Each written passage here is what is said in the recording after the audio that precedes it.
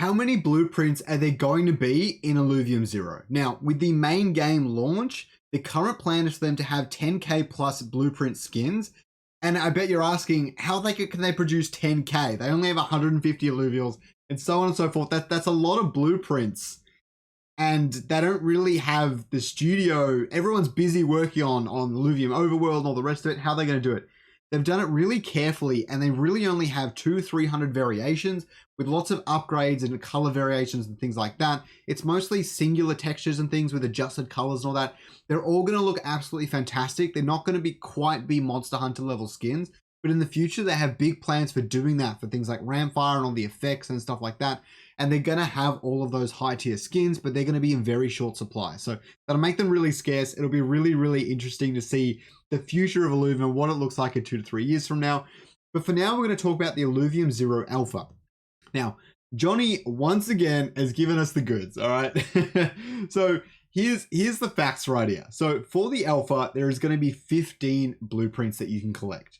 5 Alpha Alluvials, just alluvials that are available to scan in the Alpha. I don't know if you'll be able to scan them all and only get blueprints from 5.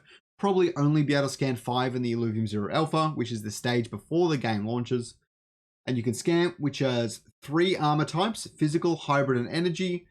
And each type will all be tier 1, stage 1, which means you don't need to worry about the stage level stuff where you have to get a stage 1 blueprint and then you can find the stage 2 blueprint. They're all going to be stage 1, so they're mostly all going to be equal opportunity. The big difference obviously being the type of plot you own.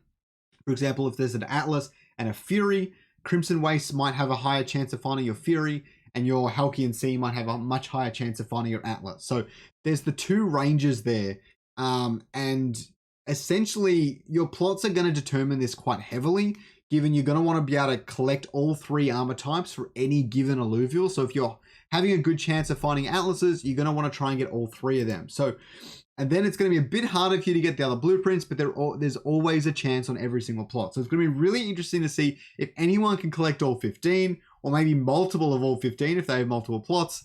I can't wait to play the game. I can't wait to experiment with it all. And I really hope that blueprints are super difficult to get. I know that sounds a bit crazy. And at the same time, I want to collect them all during the alpha, so I have them for the main game. But I need them to be really, really scarce, because that's going to make it just that much more exciting when you do manage to unlock a blueprint, scan it, and you've gone through all these 5% success chances, and you eventually hit the jackpot, and you get that blueprint you've always wanted. For example, that Scoriox armor for your Ranger in the Illuvium Overworld. So I hope you guys enjoyed that. Some really, really good, quick details. Don't forget to subscribe down below if you want to know more information, if you want to make sure that you're up to date on all this stuff. I'm keeping you guys up to date. All right, have a good day.